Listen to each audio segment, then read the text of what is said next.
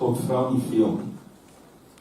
Hy vra dat ek hom as die enigste God sal aanbid.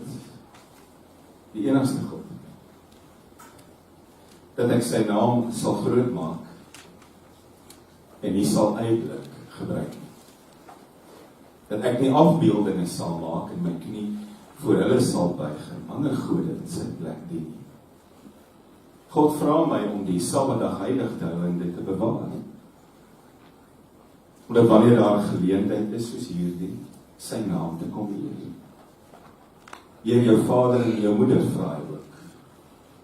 Moenie moord pleeg nie, moenie egbreek pleeg nie, moenie steel nie, moenie in leuns lewe nie, moenie valse getuienis verkondig nie.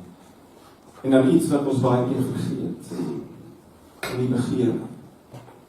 Heel dikwels sien ek dat dit wat ons het, vir ons nie genoeg is nie. Ons begeer altyd anders, of ons begeer meer.